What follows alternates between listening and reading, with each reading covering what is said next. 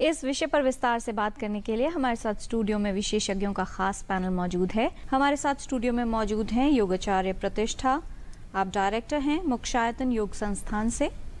तो आइए चर्चा की शुरुआत करते हैं और सबसे पहले आचार्य प्रतिष्ठा, हम आपसे ही ये जानना चाहें जी। बहुत से लोग आज के समय में अगर उनसे प्रश्न किया जाए कि योग क्या है तो वो तो ये भी कहते हैं कि शायद योगासन करना ही योग है। बिल्कुल। तो क्या समझे कोई व्यक्ति कि योग क्या है? वाह, बहुत ही सुंदर प्रश्न है। और मैं एक छोटी, बहुत सारी परिभाषाएं हैं योग की। सबसे सरल परिभाषा है योगः कर्मसु कौशलम। Full perfection in your work is yoga. आप यहाँ बैठकर परफेक्शन के साथ अपनी बात कह रहे हैं, ये भी योग ही है। और I belong to a family of yogis and belonging to a family of yogis, मैंने योग की यात्रा को पहले योग से योगा बनते हुए देखा, योगा एंड प्राणायाम बनते हुए देखा, योगा एंड मेडिटेशन बनते हुए देखा, और फिर हम अंत में कह देते हैं कि खाली आसन ही योग है।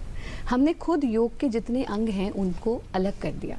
प्रतिष्ठा की पहचान खाली हाथ या खाली चेहरा या खाली आंख नहीं हो सकती है। हमें प्रतिष्ठा को पूर्ण रूप से देखना होगा, समझना होगा, तभी हम पहचान सकते हैं कि ये प्रतिष्ठा है।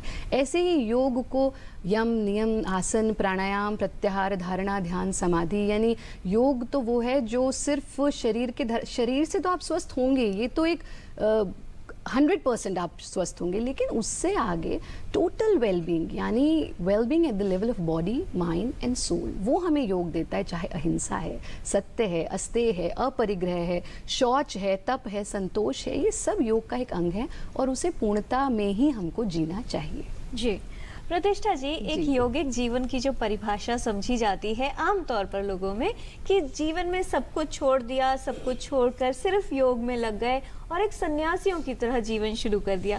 क्या एक सामान्य व्यक्ति के लिए यौगिक जीवन जीना संभव है, और कैसे अगर व्यक्ति इसे अपने जीवन में शामिल करेगा तो प्रैक्टिकल लाइफ जिसे कहा जाता है उसमें बेहतर तरीके से आगे बढ़ सकता है और उसका जीवन बेहतर बन सकता है? ये तो मुझे लगता है कि बहुत ही महत्वपूर्ण और बहुत ही सुंदर प्रश्न है, क्योंकि कंदराओं में रहकर जहाँ कोई टेंशन नहीं है, कोई स्ट्रेस नहीं है, वहाँ तो आप योगी हो ही सकते हैं। लेकिन गृहस्थ जीवन में रहकर इधर आपके पति चिल्ला रहे हैं, उधर बच्चा चिल्ला रहा है, काम पर भी आपको जाना है, घर भी देखना, और उन सब के बीच आप योगस्थ स्थिति में रह पाएं, यानी बैलेंस कर पाएं, ये बहुत ज़रूरी है।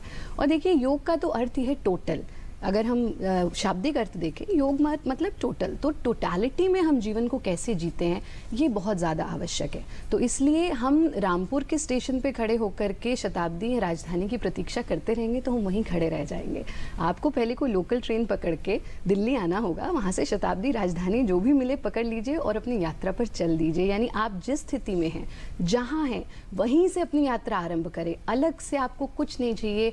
योग मात्र एक ऐसा अभ्यास है जहाँ पर सिर्फ आपकी हाइट जितनी ज़मीन आपको चाहिए, उसके अलावा कोई इक्विपमेंट की आवश्यकता नहीं है, सिर्फ विल पावर और आपको ज़मीन चाहिए। आप अभी से, यहीं से, ये कार्यक्रम देखते देखते भी योग का आरंभ कर सकते हैं। थोड़ा सा मुस्कुरा दीजिए, थोड़ा दिल खोल करके हंस दीजिए, अट्टहास कर लीजिए, हिंसा का त्याग कर दीजिए, अहम का त्याग कर दीजिए, वहीं से आपकी योग की यात्रा आरंभ हो जाती है।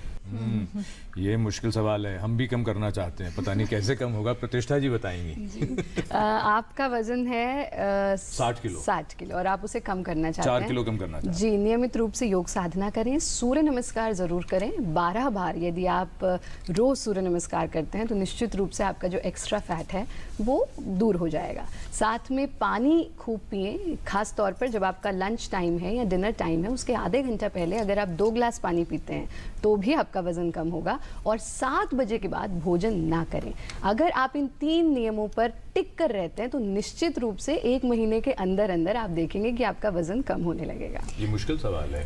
7 बजे के बाद भोजन ना करें। 7 बजे should be your last meal, क्योंकि उसके बाद आप जो भी खाते हैं वो फैट्स में कन्वर्ट होता है। तो क्या खाएं 7 बजे के बाद? भूख लगेगी क्योंकि 7 बजे के बाद आप लिक्विड मील ले सकते हैं, जैसे दूध का सेवन कर लें, सूप का सेवन कर सकते हैं, या फिर दलिए का सेवन कर सकते हैं। कोई भी हैवी मील हमें 7। देखिए, आपको शरीर का आकार ऐसा चाहिए तो ऐसा भोजन करें, ब्रेकफास्ट, लंच, डिनर।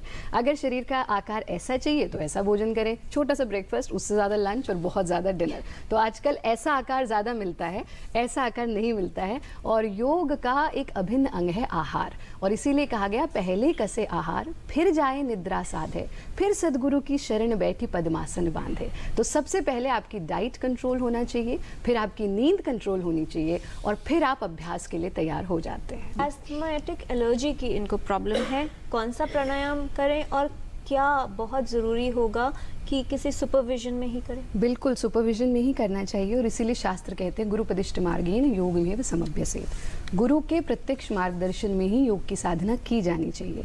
लेकिन ख़ास तौर पे जहाँ अस्थमा की हम बात करें तो आप नाड़ी शोधन प्राणायाम का अभ्यास करें। नाड़ी शोधन प्राणायाम में सबसे पहले आप देखें कि आपका कौन सा स्वर ज़्यादा एक्टिवेट है, यानी कि दाएं स्वर से ज़्यादा सांस आ रहा है उस वक्त या बाएं स्वर से आ रहा है। लेट्स से बाएं से आ रहा है तो बाएं स्वर से सांस भरते जाएं, पूरा गहरा श्वास भर ले, और फिर बाएं स्वर को बंद करके दाएं से सांस छोड़ते जाएं। फिर दाएं से छोड़ दिया है तो फिर से दाएं से भरना और बाएं से सांस छोड़ देना। ये एक राउंड है, इसका अभ्यास आप नियमित रूप से करें। खास तौर पर एस्थमेटिक पेशेंट्स कोई भी ऐसी प्रैक्टिस ना करें जिसमें उन्हें कुंभक का अभ्यास करना है, यानी कि उनको सांस रोकना है। चेस्ट का एक्सपेंशन जिन भी क्रियाओं में हो रहा है, चाहे वो अर्धचंद्रासन है, चाहे वो ऊष्ट्रासन है, चाहे वो गोमुख आसन है, उसका नियमित अभ्यास करें। और ये चीज़ ज़रूर ध्यान रखें कि आप सांस नहीं रोकेंगे, चाहे वो बाह्य कुंभक है, चाहे वो अंदर रोक रहे हैं। सांस को बिना रोकने वाली प्रैक्टिसेस करते रहें, और अपने भोजन में जो भी म्यूकस प्रोड्यूसिंग फूड है उनसे आप दूर रहें, तो अस्थमा में बहुत फ़ायदा होगा। लेकिन अगर पोल्यूशन बहुत ज़्यादा है तो प्राणायाम का अभ्यास नहीं करना चाहिए। प्रतिष्ठा जी, एक जो बात आई कि बहुत सारे लोग हैं जिनका जो वेरिएशन रहता है, कुछ लोग सिर्फ रात में ही काम करते हैं, और रात को एक्टिव रहने के लिए उस समय पर बहुत सारे लोग धूम्रपान भी करते हैं, वहीं कुछ लोग चाय या कॉफ़ी का सेवन बहुत ज़्यादा करते हैं क्योंकि शायद रात को कंसंट्रेट करना उनको मुश्किल रहता है। तो क्या ऐसे में अगर आहार में बदलाव किया जाए या यौगिक प्रैक्टिसेस या क्रियाएं की जाएं, उससे लाभ होगा कंसंट्रेशन में, एकाग्रता बनाए रखने में और ऊर्जा बनाए रखने में? पहली चीज़, धूम्रपान तो आप जिस भी वजह से कर रहे हैं वो गलत है, तो उसको तो हम बिल्कुल कंडेम ही करेंगे। कैफ़ीन का प्रयोग भी योग इजाज़त नहीं देता कि हमको करना चाहिए। लेकिन हाँ, अगर आपको रात को काम करना है तो आप सौंफ का काढ़ा बना करके पी सकते हैं, वो आपकी नींद को भगाएगा। साथ में ऐसे में भी अगर आप लाइट स्टमक हैं, जैसा कि कहा कि आप 7 बजे तक अपना मील ले लें, तो आप खाली पेट रहेंगे तो आप ज़्यादा अच्छे से जग सकते हैं और काम कर सकते हैं। जो लोग रात्रि में कार्य करते हैं उनके लिए भी यही हम रिकमेंड करते हैं कि एक बार, क्योंकि वो रात भर से जगे हुए हैं, सुबह जो ब्रह्म मुहूर्त का समय है उसमें जो देखिए जो राइजिंग सन है, हम तो बहुत सौभाग्यशाली हैं कि ऐसे देश में है जहाँ सूर्य की किरणें मिल रही हैं। आप आइसलैंड जाइए, मैं अभी पिछले दिनों वहाँ थी, 6 महीना दिन 6 महीना रात, वहाँ पर सूर्य की किरणें नहीं है तो डिप्रेशन के केसेस बहुत ज़्यादा पाए जाते हैं। Sun is the source of energy, और योग में हम सूर्य के कई तरह की क्रियाएं सूर्य की हम करते हैं। तो सुबह उठ करके, चाहे आप रात भर से जगे हैं, तो पहले आप राइजिंग सन को अपने सीने पर और अपनी नाभि पर धारण करें, और उसके लिए कहा गया पुरुष लोग नग्न अवस्था में उसे धारण करें और महिलाएं जो हैं वो सन कलर्स पहन करके उसे धारण करें, तो हम एनर्जी को ज़्यादा बेहतर तरीके से ले पाते हैं। आज तो सरकार भी सोलर एनर्जी पर इतना कार्य कर रही है, तो हम शरीर पे भी उस सोलर एनर्जी का इफेक्ट देखते हैं और योग साधकों ने देखा है।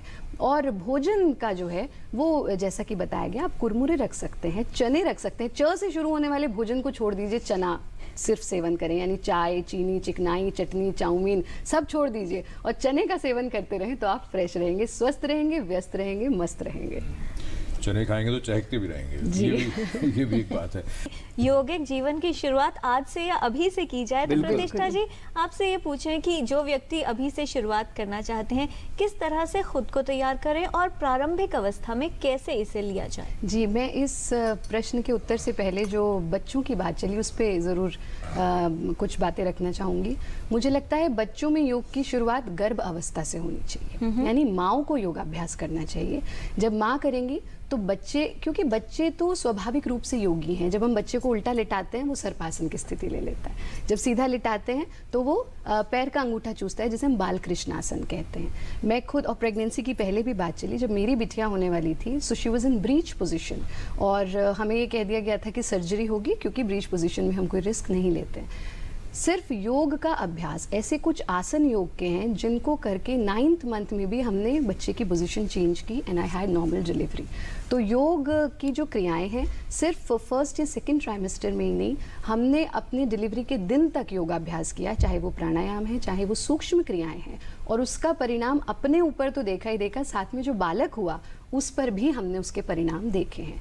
तो योग सभी के लिए है। और जहां आपने कहा कि कैसे शुरुआत कर सकते हैं, तो आप अपने, अब तो हम फिट तो इंडिया फिट जैसे कैंपेन हमारे देश में चल रहे हैं, ऐसे नेता हम देख रहे हैं जो दफ्तर में बैठे बैठे योगाभ्यास कर रहे हैं। तो आप सब भी दफ्तर में कुर्सी का मुंह छोड़ दीजिए और जब हो थोड़ी देर चेयर छोड़ करके वॉक करके आइए, गर्दन की सूक्ष्म क्रियाएं करें, कंधों की करें, हाथों की करें। आपके ही चैनल के माध्यम से बहुत योग का प्रचार प्रसार हुआ है और यहाँ पर दिखाई गई हैं वो चीज़ें। तो ये छोटी छोटी सूक्ष्म क्रियाएं, ब्रीदिंग पैटर्न्स हमारे लाइफ को चेंज कर सकते हैं और हमारे जीवन में एक बहुत बड़ा सकारात्मक बदलाव ला सकते हैं। जी, कुछ ब्रीदिंग किस तरह से की जा सकती है, प्राणायाम हम जरूर चाहेंगे कि आप बताएं। जी, देखिए नाड़ी शोधन प्राणायाम तो आपने देखा ही, साथ में अभी हाइपरटेंशन की बात हुई, तो जब आप करेंगे तो आप खुद देखेंगे कि आपके अंदर परिवर्तन है। उसके लिए आपको बताने की आवश्यकता नहीं है। भ्रामरी प्राणायाम का अभ्यास आप दफ्तर में भी कर सकते हैं। आपके इंसोम्निया की प्रॉब्लम दूर होगी, बीपी आपका नॉर्मल होने लगेगा, चेहरे पर आपके ग्लो आने लगेगा। तो भ्रामरी प्राणायाम के लिए हम पहली उंगली से अपने कानों को बंद करते हैं, नाक से पूरा गहरा सांस लेना, नाक से ही सांस छोड़ना, लेकिन सांस छोड़ते समय भ्रमर गुंजन करना, इसीलिए यथा नाम तथा गुणा, इसका नाम ही भ्रामरी है।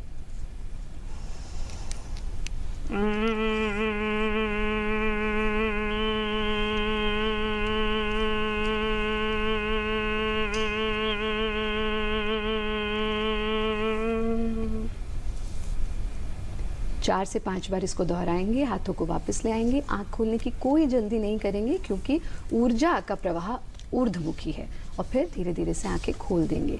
5 बार तक आप इसका अभ्यास सुबह कर सकते हैं, शाम को कर सकते हैं, और दिन के मध्य में दफ्तर में ट्रैवल करते हुए भी आप भ्रामरी प्राणायाम का अभ्यास कर सकते हैं और आप इसका एक बहुत सकारात्मक प्रभाव अपनी खोपड़ी पर, अपने चेहरे पर और अपने पूरे शरीर पर देखेंगे।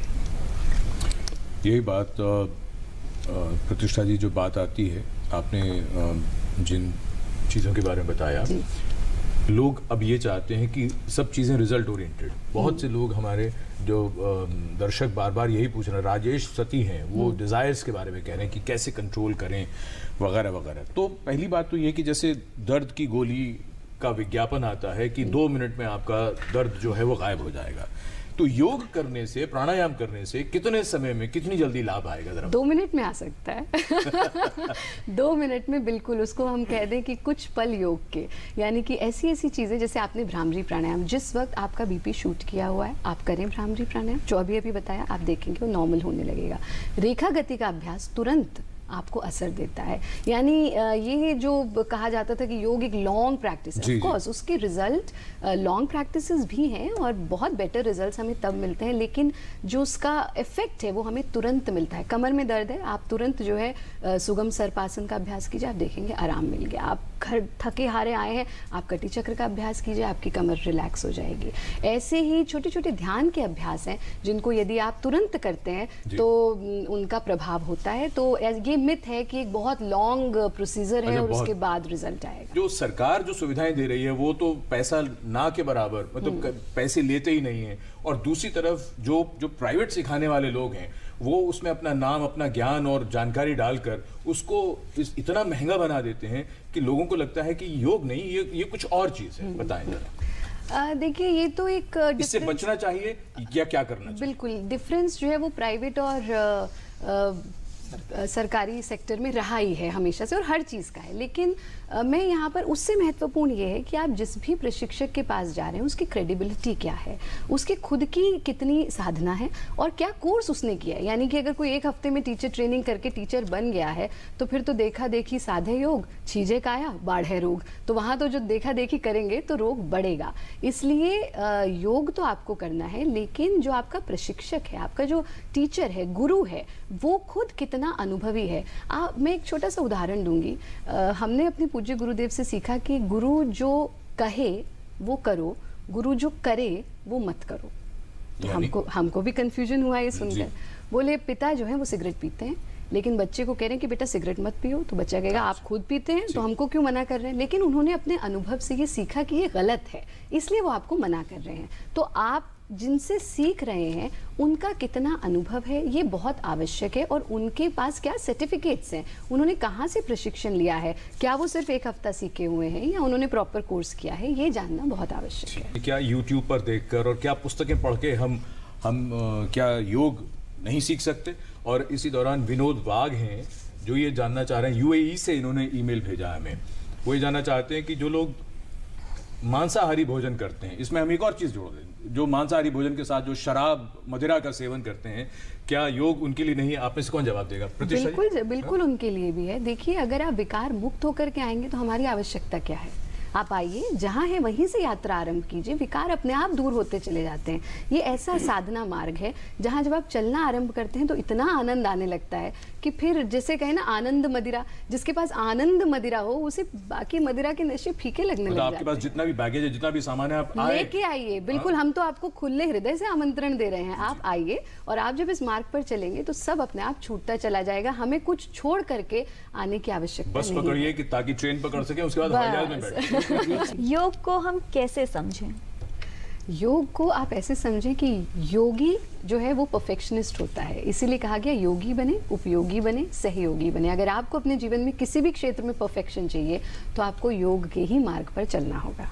प्रतिष्ठा जी, योग सीखना सिर्फ एक अवस्था यानी एक उम्र तक ही हो सकता है, उसके बाद मुश्किल होगा? बिल्कुल नहीं, आप जिस भी उम्र में हैं उसमें, चाहे आप छोटे से बच्चे हैं चाहे आप बुजुर्ग हैं, आप हर उम्र में योग साधना कर सकते हैं। प्रतिष्ठा जी, आजकल मोबाइल का उपयोग बहुत ज्यादा होता है, मोबाइल से भी तनाव होता है, क्या उसमें योग सहायक हो सकता है? बिल्कुल, बहुत ज़्यादा सहायक हो सकता है। और मैं यहाँ पर आपके कार्यक्रम के माध्यम से दर्शकों को एक बहुत छोटा सा टिप देना चाहूँगी। मेक अ रूल ऑफ 20-20, यानी आप पूरा दिन स्क्रीन पर रहते हैं, चाहे वो कंप्यूटर की स्क्रीन है, फ़ोन की स्क्रीन है, टीवी की स्क्रीन है, 20 मिनट, हर 20 मिनट में अपनी आंखों को स्क्रीन से हटाइए, जितना हो सकता है दूर देखिए और आंखों को ब्लिंक करिए। यदि आप ऐसा करते हैं तो आपकी आंखें भी स्वस्थ रहेंगी और मोबाइल स्ट्रेस से भी आप दूर रहेंगे। प्रतिष्ठा जी, क्या योग करने के लिए विशेष कपड़े, मैट और वातावरण चाहिए? कपड़े ज़रूर थोड़ा, क्योंकि आप ऐसे कंफर्टेबल कपड़ों में हो, पता चला आपने खींचा और वो फट गया तो वो संभव नहीं है। लेकिन हाँ, मैट हो तो बहुत अच्छा, नहीं है तो खड़े होकर के भी अभ्यास हो सकते हैं, बैठ करके भी हो सकते हैं, कुर्सी पर भी हो सकते हैं, मुद्राएं आप कर सकते हैं, ट्रैवल करते हुए कर सकते हैं। तो कोई ऐसी स्पेशल प्रिपरेशन नहीं चाहिए। लेकिन हाँ, अगर आप विधिवत रूप से अभ्यास कर रहे हैं आधा घंटा 1 घंटा, तो आपके पास वातावरण भी उचित होना चाहिए और मैट भी होना चाहिए, कपड़े भी कंफर्टेबल होने चाहिए। प्रतिष्ठा जी, क्या योग पद्धति को किसी और पद्धति या सिस्टम में भी समझा जा सकता है? बिल्कुल, मुझे तो लगता है कि सब चीज़ें इंटरकनेक्टेड है, इंटर रिलेटेड है, तभी तो आयुष बनाया गया, जिसमें आयुर्वेद भी है, योग भी है, यूनानी भी है, सिद्धा भी है, होम्योपैथी भी है।